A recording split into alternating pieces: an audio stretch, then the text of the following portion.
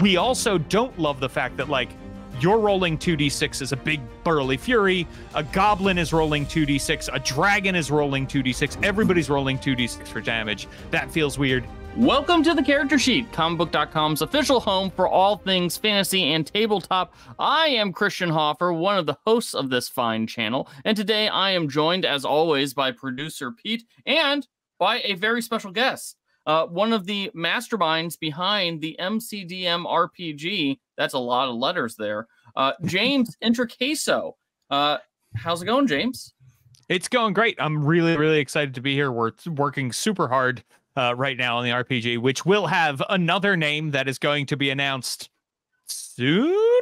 The relative history of the worlds, but yeah. So and it's going awesome. We're doing a lot of play testing. We're doing a lot of updating, and we are really excited. I actually just got out of a design meeting with Matt, where we were talking a lot about what could we do to change monsters to make them easier and more fun to run, right? So we're constantly thinking about, like, how can we update things?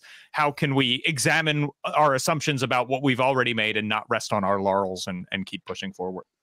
Well, and that's actually what we're here to talk to you today about, is about some of the changes that you've made to the RPG since the last time we talked to you, which was like about 3 months ago, I think.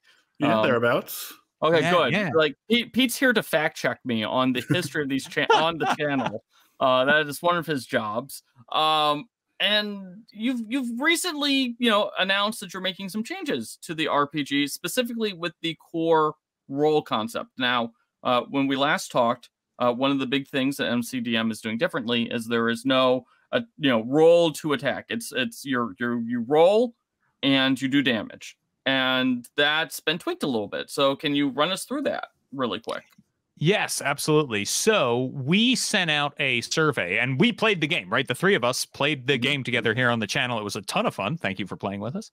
And we essentially, on that version, we got a bunch of feedback from our patrons. We have like over 10,000 patrons, right, who looked at and many of them gave feedback on this version of the rules. And what we found out is people don't miss rolling to hit, right? They were like, yeah, that is great. Keep that in there. What we found also was that they didn't love rolling 2d6 for damage every time. And when we thought about it, it actually seemed pretty obvious, right? Because there are reasons for that. So in our game, right, you rolled 2d6, that was the damage you dealt, and often then there was another effect on your attack, right? Maybe you helped an ally move, maybe you knocked your target prone, whatever.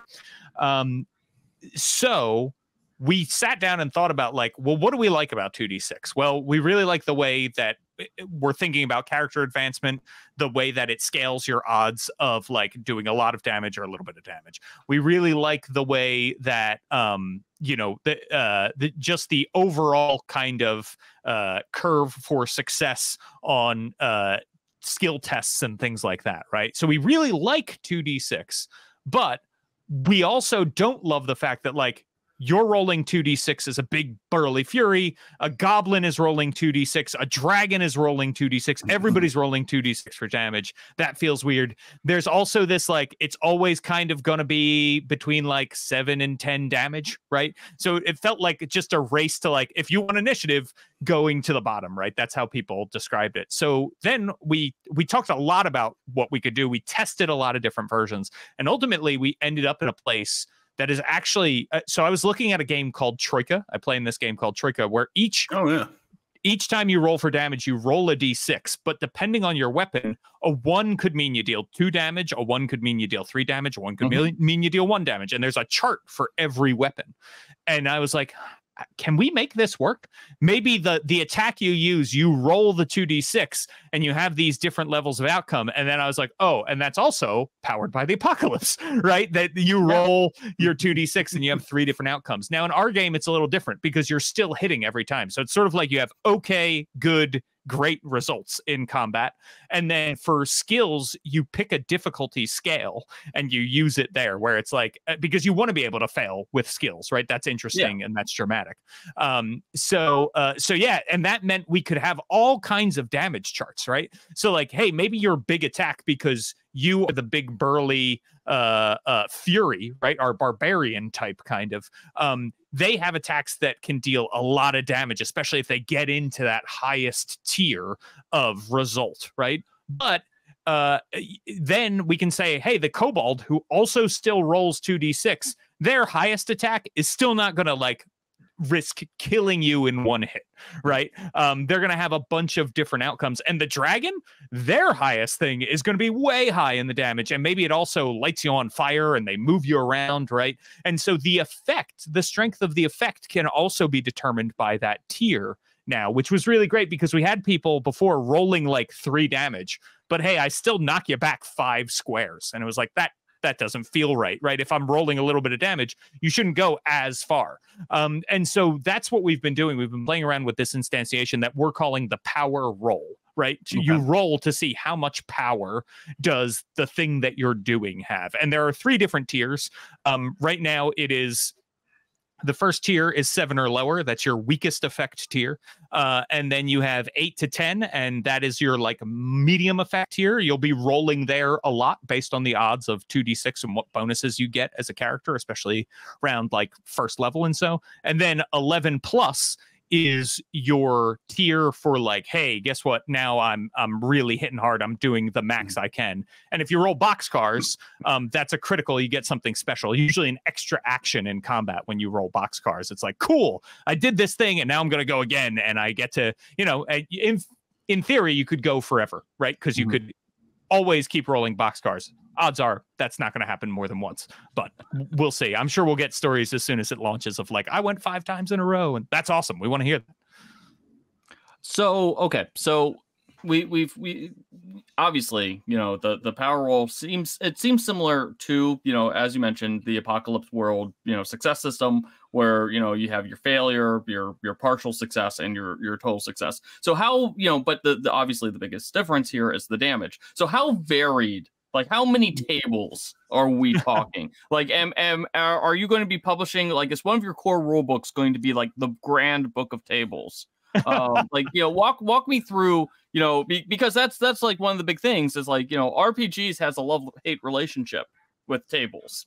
So am I going to love these tables? Am I going to hate these tables? You know, give me some more detail about the tables. Yeah, we started to make a lot of Rollmaster jokes, which is, you know, an older role-playing game that people used to call Chartmaster because it had so many tables in it. And so they right now, and we've been testing this for a couple months now at this point, right? It seems to work. And what it is that each of your powers, right? Think of this as like a 4th edition thing. Each of your powers has a chart, if it's an attack, right, that goes in it that you roll on. Now, that chart is only 3 lines, and the first column of results is always that 7 or lower, 8 to 10, 11 plus, right? So you know half the chart immediately, and like at first level, that can all fit on your sheet, right? I've made 1-page character sheets that fit like, hey, I've got these 4 powers that each use a chart, and then I've got some other powers that just work. Right? Like when I teleport, I don't need to roll to see the distance. I'm just going to know that I can teleport up to this much, right? So we're sort of picking and choosing where that can happen. And then in terms of skills, there are right now, and this could change because we're still sort of testing the instantiation with skills quite a bit. Right now, you pick a difficulty, right? And there are 2 different difficulty charts, and that's it, right? And so you say this is a challenging test, which means I'm going to succeed if I get an 8 or above, and get an 11 plus. I like succeed with a reward, right? I get to do something extra, and that extra thing might be like, hey, you also have to make this, Christian, and I just succeeded for both of us. I pulled you along with me as I climbed up this wall, right? Or, hey, I'm going to give somebody a bonus on their next test, or, you know what, I regained some stamina, right? Like something like that could be part of it. And then there's the severe difficulty test, which you need the 11 or plus to succeed on. And if you get the 7 or lower, you fail with a consequence on that, right? And so those are basically the things. It seems like right now, everybody's able to catch on to that very quickly because the charts you need are right there in front of you. We're still working on this instantiation with like, what does it look like in a monster stat block to have this? How complicated are monsters, right? But it doesn't really slow down play either because it's not like a roll, let me look at my thing. Oh, now I have to roll this. Okay. And now, no, it's one roll, and it's probably a power that you use a lot, and you'll be able to do it. And a lot of our directors have said, like, hey, even when I was running kobolds, right, I ran a slightly different kobold each time, but I still learned the table very quickly and what it meant. And it's cool because it also means now, like, if you roll something, right, everybody at the table is like, oh, that's an 11. Oh my gosh, like this is going to be epic, right? So it's cool to see that too. So it kind of captures like the entire feeling. I mean, you already had the crit with the 12s, but now, people have a general idea of, okay, he rolled an 11 or he rolled a 10. They kind of know what's coming.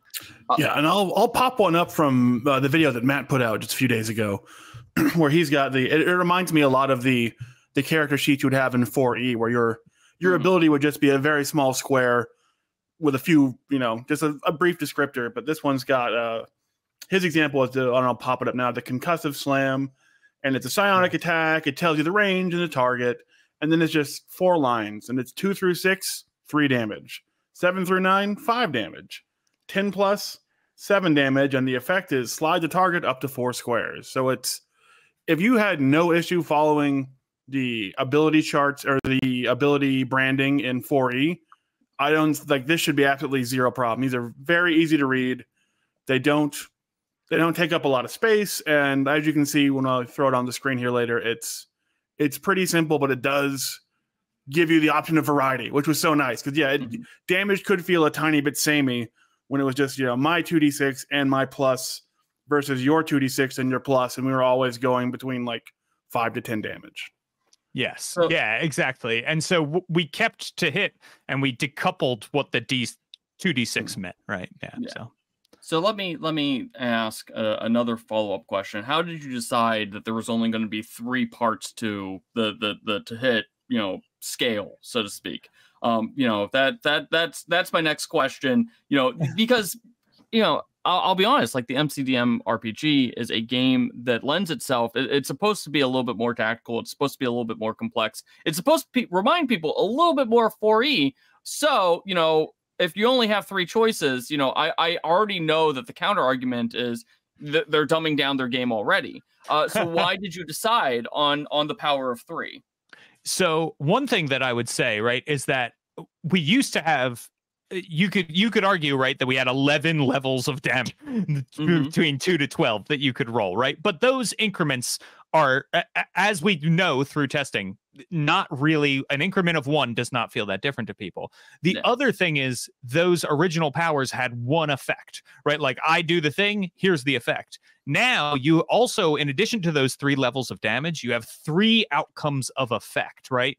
Like, hey, maybe I hit you and you're slowed, or maybe I hit you and you're restrained, right? Because I threw my net at you and you're all tangled up in it now. Maybe you're on fire, right? So those different instantiations mean that we actually have more complicated outcomes than we did when it was 2d6 plus 1 single effect, right? The reason we went with 3 is exactly kind of what you were saying earlier, Christian. We think, right, and we'll figure it out, and this could change, but we think that is the sweet spot in terms of like, this is the right number to make this feel varied without overloading the sheet and without making it that now your character sheet, right? Like if you think, let's say you have 8 abilities, if we had a 4th line to all of those, now we've just added 8 lines to your character sheet by the time you're 10th level or whatever. And so we want to think, we're thinking in terms of being bookmakers and in terms of people having fun at the table, right? And so 3 feels like enough that like, you can sit down, you can get the tactical experience, you're going to have a lot of fun, and you'll have different choices of the powers that you are using. But it's not so much that like you'll have one power that's on a half column of your sheet, right? You can fit a bunch of different powers on there, and they're not too complicated. So a lot of game design, I have learned over the years, is finding the sweet spot, right? Like you can math things so they're balanced, but you can't math things so they're fun. The only way I know how to do that is through playtesting, right? And so right now, that's what the playtesting suggests is the most fun. So that's what we're going with. I did have one question that you briefly touched upon in your last answer, and that nice. is, approaching the tables from the graphic design standpoint, because you mentioned that you're bookmakers. So, has your like graphic design team come up with anything cool in terms of like, now you're giving us tables, now we can really get innovative?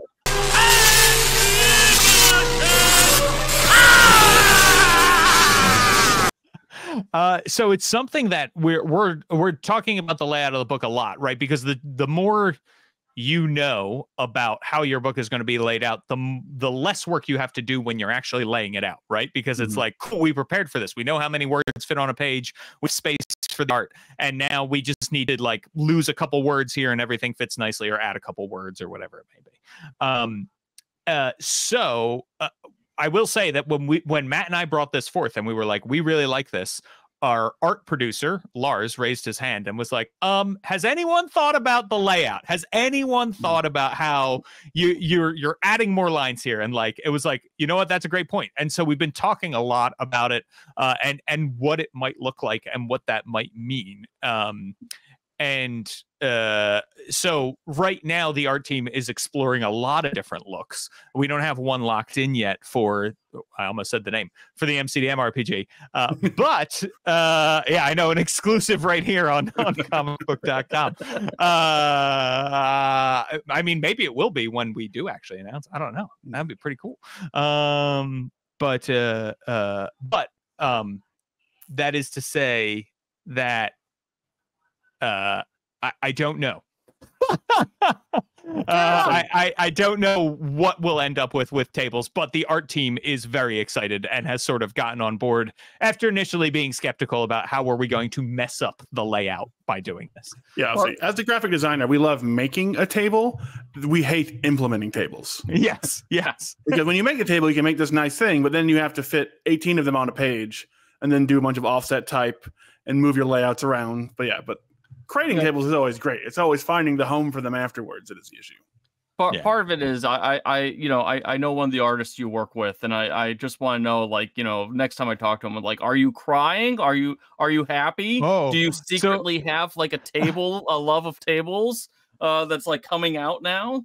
I just sent our latest playtest packet to that artist who I believe you're talking about, and like almost immediately got a message. It was like, I'm so excited, I have ideas, like when do we get to work?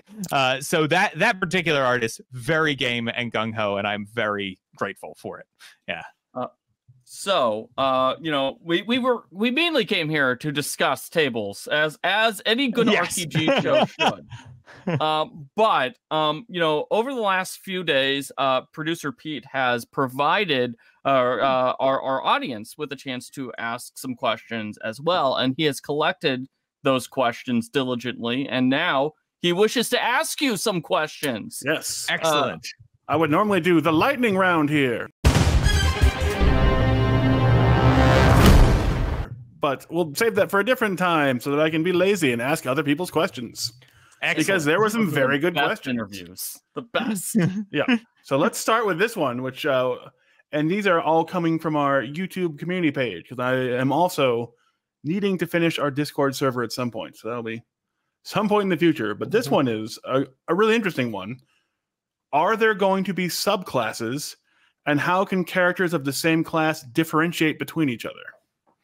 Great question. So let me start by giving the caveat that this game isn't done and anything I say is subject to change. However, we've had a lot of conversations about what subclasses might look like in this game, and we really like that. There are a couple of different ways that I imagine you'll be able to differentiate yourself. So the first way you'll differentiate yourself from other people in your class is like, there are these powers that you pick, right? And you might pick different powers than I do. We might be the same subclass, right? Like we might be clerics or conduits who worship the same god, right? And yet, we could be very different because I'm shooting holy light and you are making necrosis crawl over your enemies, right? And I am healing my allies and you are bolstering them to deal more damage with attacks, for instance, right? And And so that's one place. Your subclass then will be an even bigger differentiation, which helps you say like, okay, I am a conduit of this god. I am a tactician who is all about being a tank, or I am a tactician who is all about moving my allies into position, right? And we can both do both of those things, but I do one better and you do the other one better. So subclasses and the selection of your abilities is going to be a big thing. But then the other thing that's going to happen is we have something called titles, right? And titles are kind of like feats, right? They occupy a similar design space in that they give something extra to your character, but instead of them being something you just get there, like through, hey, I've leveled up and now I can take a feat or an ability score increase if I want to. It is, hey, you completed this mission. You are now the Dragon Slayer of Dalwrath, right? I, as the director, bestow this title upon you. And so your character's story is going to be different, right, than someone else's. And individual titles will be different, right? Like maybe one character might get the Dragon Slayer because they deal the killing blow, right? But somebody else might get a title of like Protector of the City, right? Because guess what? When you were killing the dragon, I was here making like holding the gate back from the dragon's forces. And so I have earned this other title, right? And we'll have advice to the director about like when to give out titles. Similarly, right, magic items are going to be part of your character, and those will help differentiate things too. Matt and I, this last couple of weeks, we've been working on our crafting and research system. And so you're going to be able to craft different magic items that you want to build. And you don't need to be a magic user to do that, right? All kinds of people will be able to craft and build like, hey, I'm making this sword and this sword is going to do this for me. And you've made, a bow, and that bow is going to do something different for you. So there should be a lot of ways that you can be different, in addition to like, your ancestry, your career and all that kind of stuff too. Well, cool. No, that's awesome. It sounds like there's a lot of branching skill trees in every class to make everyone kind of feel like they're creating something unique to them. And there are a few of these that we've answered over the course of them, which is what kind of differentiates you compared to D&D and Pathfinder, especially talking about the combat system here recently. Here's a very good one that Matt also briefly touched on, and that is how is the development of your VTT going? And great. Yeah. So yeah, it's actually going really well. We're partnered with the folks who make a virtual tabletop called DM Hub, but we are not using DM Hub. They are making a virtual tabletop platform from the ground up for us. Now, obviously, it uses a lot of the same infrastructure, which is great, right? You need to be able to roll dice for our game. You need to be able to roll dice for DM Hub is built for like D20 fantasy style games, right? And so yeah, and we have just started using it ourselves in-house for our testing, right? So they've been testing it for a long time on their side, the DM Hub side, but now they ran a game for us, and I have just used it yesterday to run a game, and it's it's in the very preliminary stages, but what's cool about the folks at DM Hub is they do seem to be genuine fans of the game, right? They like tactical combat, they like heroic fantasy, and they're really like the game that was put together for us. It was like, a kobold arena, like we got brought into the arena, and it was fun. It had like humor and whimsy and all this kind of stuff. So it's really great, and it's got a great level of automation right now. And I do want to say, because I know there are people out there listening who are thinking about, well, what about my favorite virtual tabletop? What about all my stuff is on Roll20 or Foundry and I don't want to move? Like, we're going to have an open license, and it will be easy for people to bring those to their tables if those people want to work with us. We're already in talks with a lot of different people about how to bring that there. So this is not an exclusivity thing with our VTT that we are developing. We are also talking to other virtual tabletops as well. So yeah, we're really looking forward to it. I think it's going to be a great way to play this game. Oh, fantastic. And then before we get to the last question, we've answered a couple of these. Are there any plans to change the name? Yes, possibly a later exclusive RPG. Yeah. Yeah. Yeah. It's going to be called Producer Pete's Fantasy-O-Rama. So you better, yeah. And you're going to be on the front, Pete, with a big thumbs up. Oh, man, that would sell to literally twos of people. I would buy it. I would buy it. We've talked a lot, and there's a lot of questions about the dice rolling mechanic change, which we've gone over in detail. Okay, here's a really interesting one to end on. It's kind of a combination of two questions that are kind of asking the same thing, and that is, with the tension of how successful the Kickstarter was and the anticipation of the backers receiving a product versus the development time for the product to release something you're happy with, is any of that affecting the process? And then the other sort of clarification of that is, with the industry, here we go. In the virtual games industry, crunch has kind of become an issue near the end of products, especially near launch. So are you running into any issues with crunch or with just bumping into deadlines, or are you just happy to say this game will take what it takes to get out in the best form we can make it? So one thing that I think often makes people agog when we post our crowdfunding platforms is we tend to ask for the money we need to make the product, right? A lot of people, and I'd love to be in this position, by the way. We talk about trying to get into this position all the time. A lot of people will have the product basically made, right? And then they go to the crowdfunding to get the print run of the book done, right? Whereas we are like, do people want this, right? We sort of use crowdfunding, I don't want to say in the way it's intended to be used, but in the way it was probably imagined when it first came out, right? You're not using it to collect capital to produce, a physical product. You are using it as, more like seed capital to allow for development of something. It's an elaborate pre-order system, sort of in the pre-CMON days of Kickstarter. Yes, yeah. So in terms of the good thing about that, right, is that then when we put a delivery date on there, it's because we're saying this is how much money we need to run the company, which currently consists of 9 people. We just hired somebody else. Right. So we need this much money to be this long to get this product done. And then when that product is done, we will continue to sell that product to people who have not purchased it through crowdfunding. Right. And we will have then more in our war chest to keep the company going. So in terms of planning, right, I feel good about the timeline because we've given ourselves that much. Now, there does come points in every project where you're like, oh my God, are we going to get this done?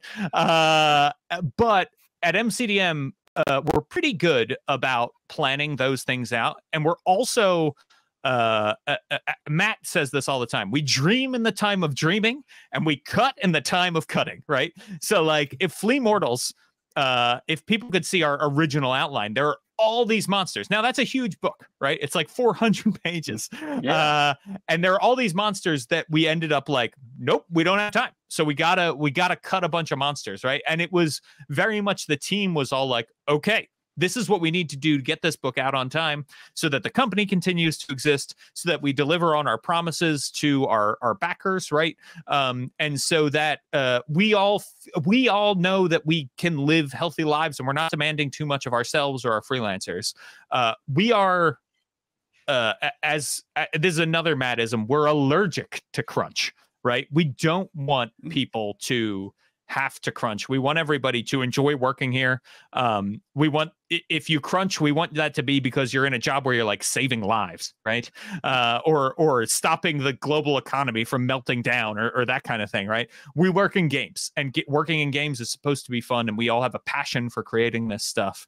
And certainly there are times where like I might work on a weekend or a night because I have an idea and I am excited and I want to do it, right? But we would rather push the product out and say like, hey, how far can we push this before we ask somebody to work a bunch of nights and weekends to get it done?